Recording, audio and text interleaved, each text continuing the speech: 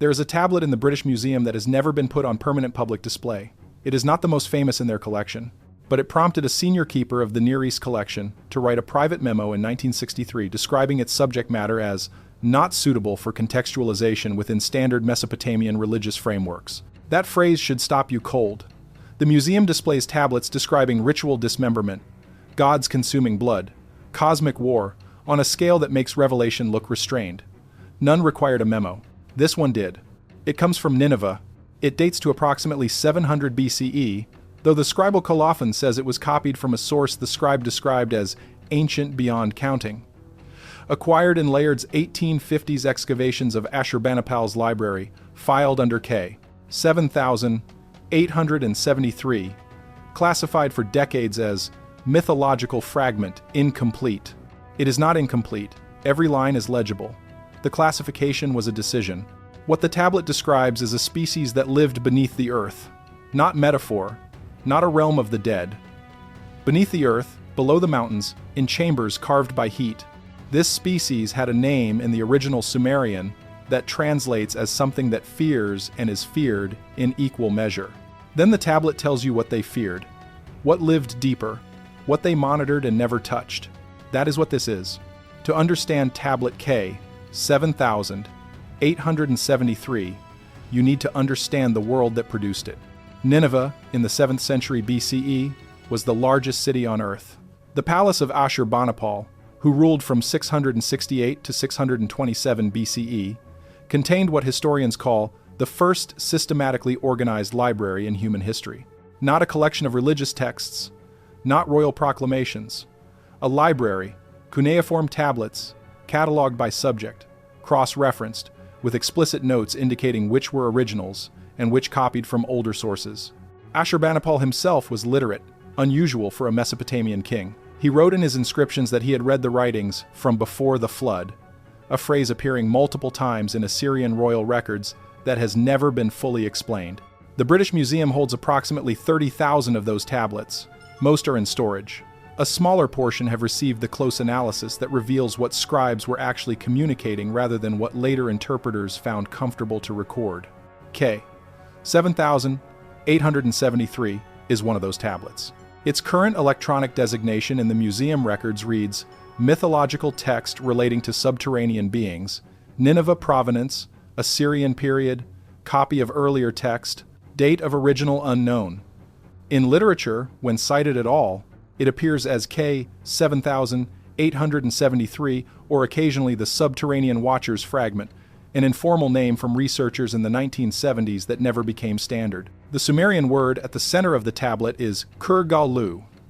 Its components, Kur, meaning mountain or underworld depending on context, Gal meaning great, Lu meaning person or being. The scribal notation surrounding the term includes a determinative, a category marker that scholars classify as belonging to the group used for beings that are neither fully divine nor fully human. The same determinative appears on tablets describing the Anunnaki. The Anunnaki in Sumerian cosmology were the great assembly of gods, beings described as coming from the sky and issuing the decrees that structured human civilization. Their names' root components, and Kai, and a connecting suffix, give you something approximating those of heaven and earth. The tablet does not describe the Kur-Galu as gods. It does not describe them as humans. It places them below the earth, assigns them specific physical attributes, specific behavioral functions, and one very specific fear. That fear is what makes this tablet unlike anything else in the Ashurbanipal library. Once you understand what it named, you simply cannot unknow it. Quick pause, and this is something new. For the first time since the 12 codes, there's a second document. It's called the 7 resets every time the world was erased, matched against this entity, and the checklist of signs for the 8th 4 are already active.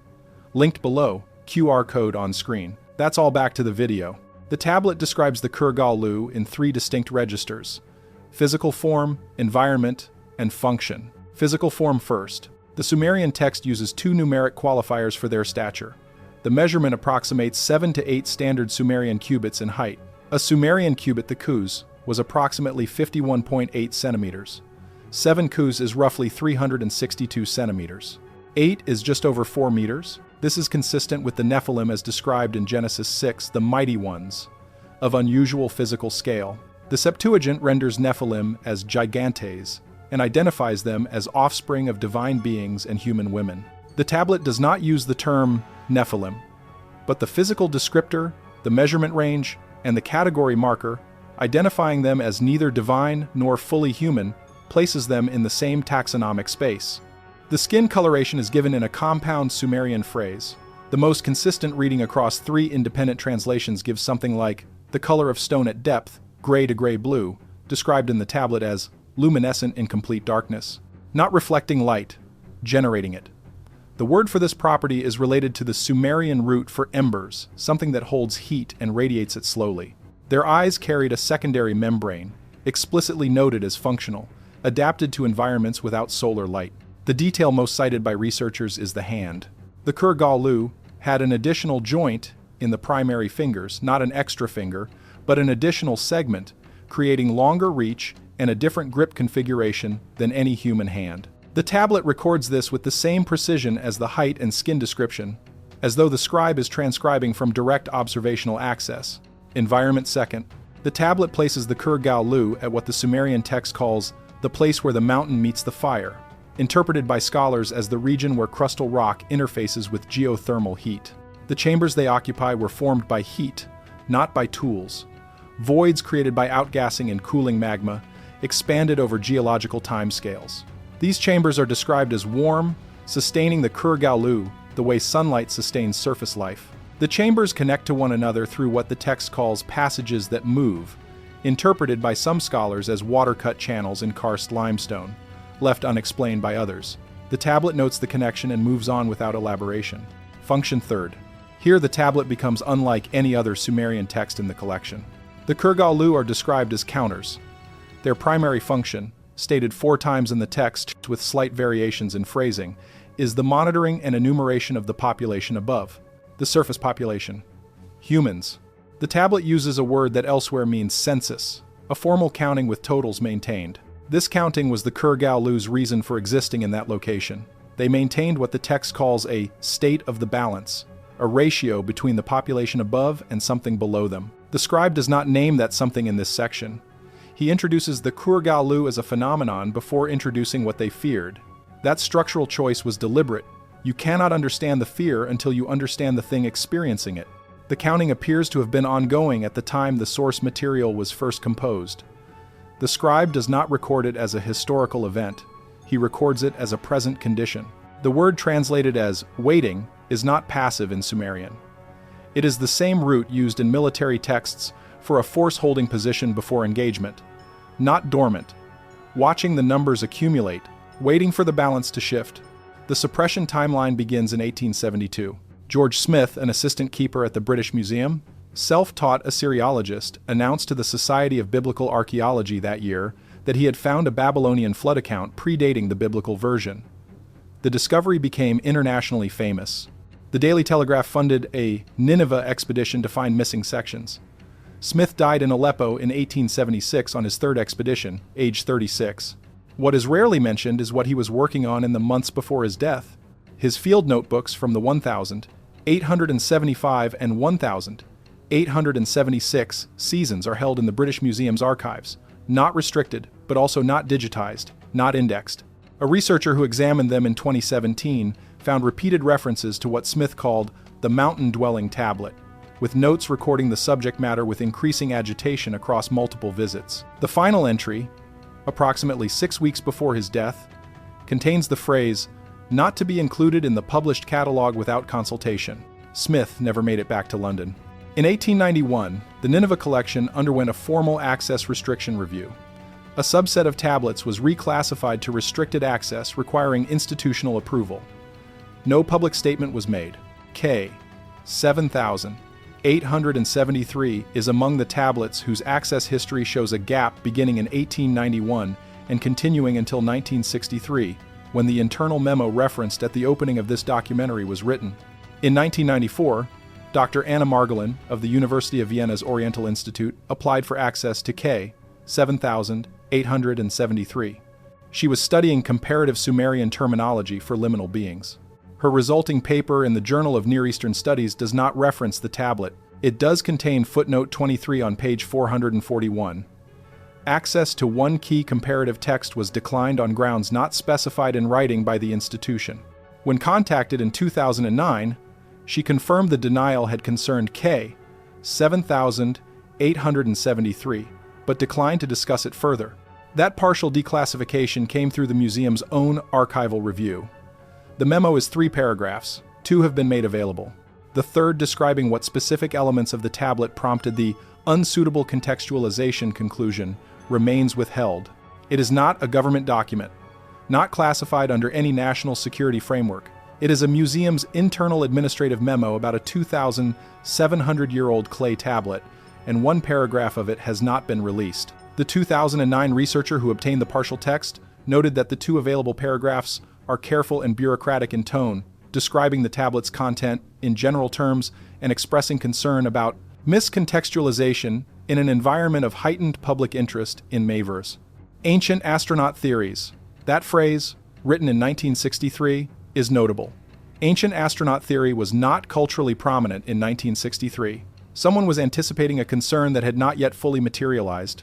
These are the documented facts. Not a conspiracy, a series of institutional decisions, each individually defensible, whose combined effect is that a tablet describing a specific entity beneath the earth has spent a century and a half in managed inaccessibility. The question is not why each individual decision was made. The question is what the tablet contains that made each of those decisions feel, to the person making it, necessary. Before we move on to the geology, stop for a second. What you just heard about this fear only makes sense on the full timeline next to the 6 resets before it. The depths, the chambers, it's all in the 7 resets, linked below. Grab it, come back, what's next builds on it. QR code is on your screen. The tablet does not exist in isolation. Parallel descriptions across unconnected civilizations, separated by oceans and millennia, describing the same entity with the same physical attributes and the same function, that is a harder category of problem than a single text. The Hopi people describe beings called the Anusinome, the ant people, living underground at the roots of mesas and mountains, said to have sheltered Hopi ancestors during previous world destructions in heated subsurface chambers.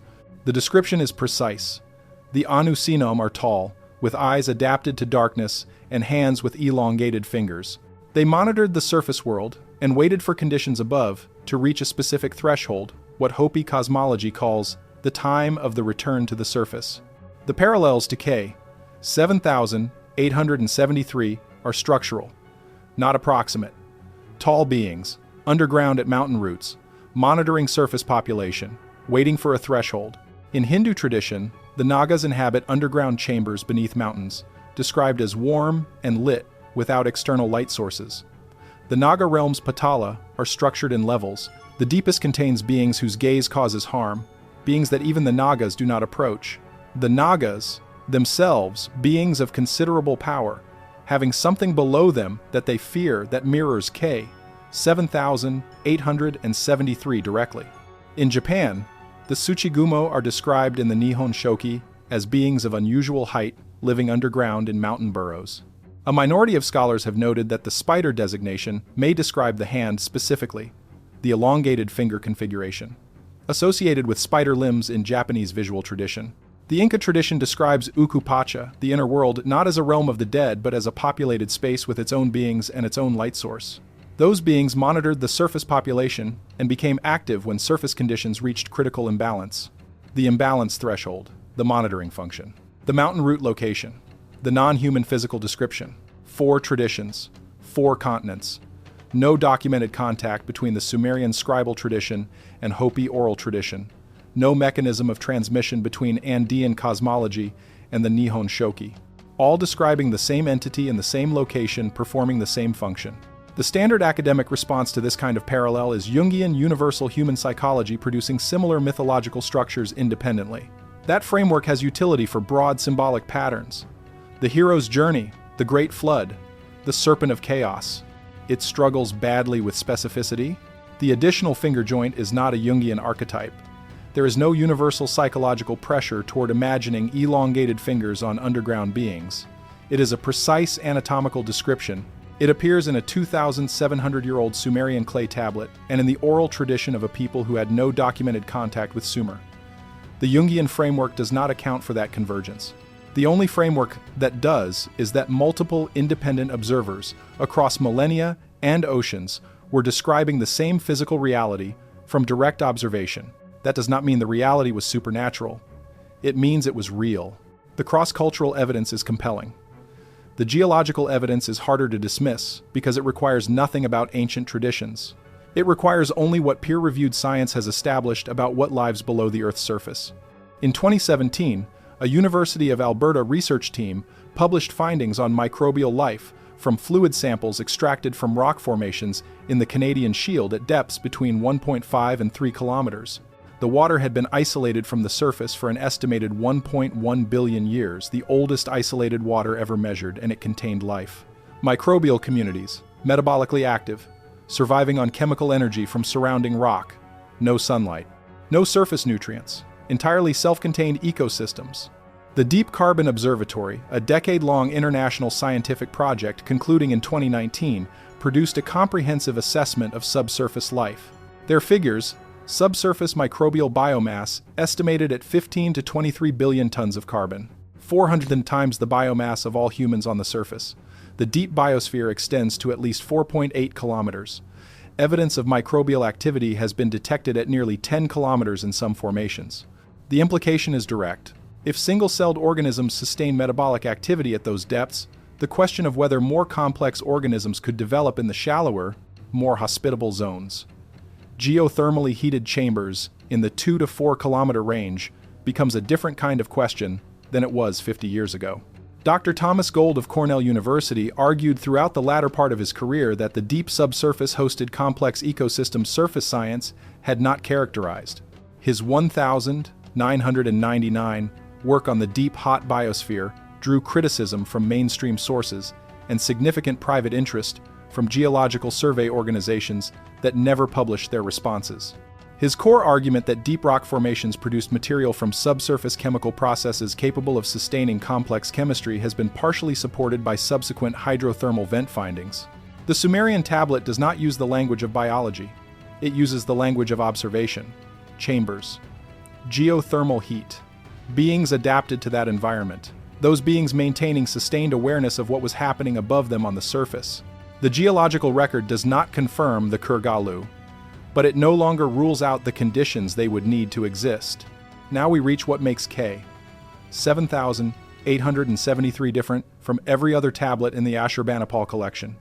Every other Nineveh archive tablet describes the relationship between humans and gods. This one describes the relationship between beings below the earth and something below them, and the role humans unknowingly play in it. The Sumerian text introduces the entity below the Kurgalu with a compound word built from roots, meaning the oldest depth and the one that does not sleep. Scholars have rendered it as the deep watcher, the thing of the first, depth, and in one unpublished working translation, cited in the 2009 archival researcher's notes, the one below the counters. The tablet does not describe this entity physically, only functionally. It exists at a depth below the Kurgalu's chambers. The Kurgalu do not descend to it, do not communicate with it. They are aware of it the way a sentinel is aware of what lies behind the gate, vast, present, responsive to conditions above. The conditions are explicit, 2 trigger states. The first the tablet calls the drying of the deep channels, underground water systems connecting the surface to the lower chambers beginning to fail. The second is the unbalancing of the count. The surface population exceeding the ratio the Kurgalu's census was designed to detect. When both are met simultaneously, the one below the counters responds. The tablet does not describe what that response looks like. It describes only the preconditions and the role of the Kurgalu as the detecting mechanism, the layer between the surface and the deep that exists to know when the threshold has been crossed. The tablet's final passages record a moment when a scribe or a human witness to the Kurgalu's activity. The text is genuinely ambiguous. On this point noted that both conditions were approaching simultaneously for the first time in the documented period. The passage is fragmentary at this point. Several signs are marked uncertain in the British Museum's transliteration. What can be read contains a phrase the 2009 researcher translated as, "The count rises without pause, and the channels grow thin beneath the mountains where we keep our record." No date is given in any human calendar. The tablet gives an astronomical marker, a specific planetary configuration relative to fixed stars, described in enough detail to be matched to actual sky positions using retrograde motion calculations. 3 independent researchers have produced 3 different date ranges from those calculations. All 3 include the current period. The ranges differ in their outer bounds, they overlap in the middle. That overlap falls within living memory. The tablet does not frame this as prophecy. Sumerian scribes used astronomical markers as calendrical notation, the way a scientist notes a tidal condition recurring when cycles align. The marker in K, 7873's final passage, is a timing reference. This is when the count and the channels were expected to reach threshold, based on the rate of change the Kur-Galu had been tracking. They were tracking from below. The numbers were always hours. The threshold was never ours. 3 interpretations of what we have covered exist. All 3 deserve to be stated plainly. The first is dismissal. The tablet is mythology. The Kur-Galu are a literary device. Cross-cultural parallels exist because all civilizations develop underworld mythology, and the similarities are superficial when examined carefully. The geological data has no bearing on beings at this scale. The suppression history is coincidence that only appears connected in retrospect. This is consistent with the evidence if you weight it in a specific way. The second is metaphor. The tablet describes something real, deep water systems. Geological processes encoded in the language of beings because that was the Sumerian descriptive framework. The census is a metaphor for natural population limits. This allows the tablet to be taken seriously without requiring extraordinary conclusions. The third takes the tablet at face value. The Sumerians were copying from a source describing direct observation of beings that exist below the mountains. The Kur-Galu are real. The entity below them is real. The trigger conditions are real. The astronomical timing that multiple researchers have independently mapped to the current period is a projection encoded by beings whose observational reach exceeded what humans at the time could calculate. There is a reason the Sumerians gave us the first accurate description of the solar system. A heliocentric model Western science did not re-derive until the 16th century, along with the first account of genetic manipulation in the Atrahasis epic and the first recorded council of beings, making decisions about human civilization. They were accurate about those things in ways that should have been impossible for their era. The question is why we assume they were less accurate about this tablet. The final passage of K, 7873, ends with a line translated consistently across every researcher who has worked with the text, a statement without a grammatical subject, because the subject was understood. In Sumerian and every English version, it reads the same way. It will not come because we have failed. It will come because the number is complete. One more detail before this ends. In the past 200 years, cave systems across mountain ranges on every populated continent have been deliberately sealed not by collapse or erosion, but by human intervention. Stone and concrete ceiling openings that local indigenous traditions identified as entrances to the domain of beings in their underworld mythology. The British Ordnance Survey documented 17 such closures in the English and Welsh uplands between 1820 and 1890. Similar records exist in United States geological surveys and in Andean archaeological documents. No coordinated authority ordered any of them. They happened in the same period the British Museum was restricting a tablet about beings below the mountains. The Sumerians would have called it the what was sealed, who sealed it, and what they knew before doing so. That is the next video, not what was locked inside. What prompted multiple countries, in the same window, to start locking